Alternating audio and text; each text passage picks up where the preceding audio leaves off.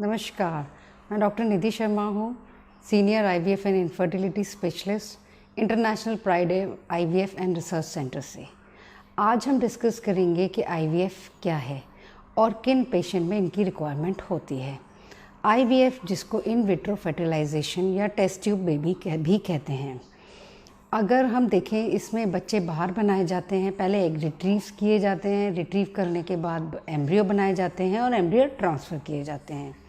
पहले हम डिस्कस करते हैं कि आईवीएफ किन पेशेंट्स में रिक्वायर्ड होता है। पहला तो ज़्यादातर कॉमनली जो पाया जाता है, जैसे किसी महिला के एग नहीं बन रहे हैं, ओवुलेशन नहीं हो रहा, या एग की क्वालिटी बहुत डिक्रीज़ है, किसी पुरुष के स्पर्म्स ही नहीं है, एजोस्पर्मिक है, उसमें टीसा के द्वारा आईवीएफ से प्रेगनेंसी दे सकते हैं। किसी पुरुष के स्पर्म्स तो हैं लेकिन काउंट बहुत लो है, किसी महिला को बहुत हायर स्टेज पे एंडोमेट्रियोसिस है, या किसी के दोनों ट्यूब्स महिला के ब्लॉक्ड हैं, एक ट्यूब नहीं दोनों ट्यूब्स ब्लॉक्ड हैं, और या फिर ऐसा है कि किसी पुरुष को किसी को वैसेक्टमी हो चुकी है। ऐसा भी कपल आता है जिसने सारी जांच करा ली है और सब जांच स्क्रीनिंग में नॉर्मल आता है, जिसको अनएक्सप्लेन इनफर्टिलिटी कहते हैं। ऐसे कपल को भी आईवीएफ से फ़ायदा होता है। पीसीओडी पेशेंट्स में भी आईवीएफ से प्रेगनेंसी आ सकती है। तो ऐसे अनेक कारण हैं जिसमें आईवीएफ की रिक्वायरमेंट होती है। चलिए अब हम आईवीएफ डिस्कस करते हैं। आईवीएफ क्या है?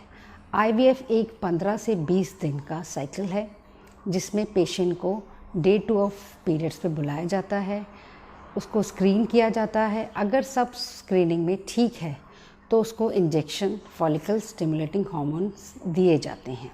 ये इंजेक्शन करीब 10 से 15 दिन दिए जाते हैं। अल्ट्रासाउंड से मॉनिटरिंग होती है, जिसमें हम देखते हैं कि फॉलिकल डेवलप हो रहा है कि नहीं। जब फॉलिकल्स ऑप्टिमम साइज़ में पहुंच जाते हैं तो हम ट्रिगर डिसाइड करते हैं। ट्रिगर डिसाइड करने के 36 आवर्स के अंदर वो फॉलिकुलर फ्लूइड निकाला जाता है, यानी कि एग रिट्रीवल जिसको हम कहते हैं करते हैं। फॉलिकुलर फ्लूइड एम्ब्रियोलॉजिस्ट को दे दिया जाता है। एम्ब्रियोलॉजिस्ट उसमें से एग्स निकाल कर उसी दिन स्पर्म से मिलाकर एम्ब्रियो कल्चर करते हैं। इसके बाद हम यूट्रस में एंडोमेट्रियल लाइनिंग बनाते हैं। जब वो लाइनिंग रेडी हो जाती है तो एम्ब्रियो ट्रांसफ़र करते हैं। पेशेंट को यूरिन होल्ड करने के लिए बोला जाता है और एक पतले कैथेटर के थ्रू एम्ब्रियो ट्रांसफ़र कर दिया जाता है। उसके बाद 2 घंटे तक अपने यहाँ रखते हैं और फिर पेशेंट को घर भेज देते हैं। कई पेशेंट्स का होता है कि हम इसके बाद हमें क्या बेड रेस्ट करना है?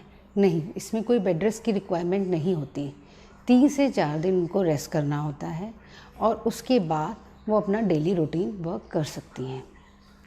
अब जो हमारे पास पेशेंट आते हैं वो कोई लोकल होते हैं, कोई बाहर से होते हैं। लोकल होते हैं उनको हम अपने सेंटर बुलाकर इंजेक्शंस देते हैं और अल्ट्रासाउंड करके मॉनिटरिंग करके उनका ट्रिगर डिसाइड करते हैं। लेकिन जो बाहर के पेशेंट हैं उनको हम डेली नहीं बुलाते, उनको 3 to 4 विजिट में पूरा साइकिल कंप्लीट कर देते हैं। अब जब हम एम्ब्रियो ट्रांसफ़र कर दिया, उसके 15 दिन बाद हम प्रेगनेंसी टेस्ट करते हैं। उन 15 दिन में हमें एक सप्लीमेंट्स देने होते हैं जो कि ज़रूरी होते हैं एम्ब्रियो ट्रांसफ़र के बाद सपोर्ट के लिए, प्रेगनेंसी में जो हेल्प कर सकते हैं। अब लोगों का ये क्वेश्चन होता है कि हमें इसके बाद हॉस्पिटल एडमिशन की रिक्वायरमेंट रहती है कि नहीं। इसमें हॉस्पिटल एडमिशन की रिक्वायरमेंट नहीं रहती। हमें नॉर्मल, जैसे मैंने कहा कि 3 से 4 दिन घर में जाके रेस्ट करना है, उसके बाद महिला नॉर्मल रूटीन वर्क कर सकती है। अब लोग पूछते हैं कि भाई आईवीएफ के सक्सेस रेट टोटल क्या है? अगर हम इसका आईवीएफ का सक्सेस रेट का डिस्कस करें तो ये लैब टू लैब और पेशेंट टू पेशेंट वेरी करते हैं। जैसे कि कुछ कारण होते हैं जिसमें कि हम कह सकते हैं कि कहाँ ये सक्सेस बढ़ा सकता है और कहाँ ये सक्सेस कम कर सकता है। अगर महिला की क्वालिटी एग्स की बहुत ही डिक्रीज़ है और एम्ब्रियो अच्छे नहीं बने उसकी वजह से, तो सक्सेस रेट कम हो जाता है।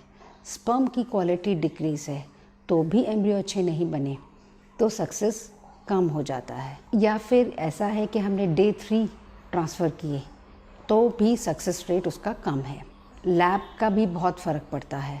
लैब की क्वालिटी क्या है, लैब की एयर क्वालिटी क्या है, उसमें जो एम्ब्रियोलॉजिस्ट है उसकी कितनी एक्सपर्टीज़ है, उसमें कौन सा क्वालिटी का मीडिया यूज़ हो रहा है, इस पे भी बहुत कुछ सक्सेस रेट डिपेंड करता है। तो सक्सेस रेट एक हम जनरलाइज नहीं कर सकते। इसमें मैंने जैसे कहा कि लैब टू लैब और पेशेंट टू पेशेंट वेरी करता है। उम्मीद है ये वीडियो आपको इन्फॉर्मेटिव लगा होगा। फिर भी आपकी कोई क्वेरी हो तो नीचे दिए गए नंबर पर आप संपर्क करें। मैं और मेरी टीम आपके जो भी क्वेश्चंस हैं उसका जवाब देंगे, या आप कमेंट भी कर सकते हैं। Thank you.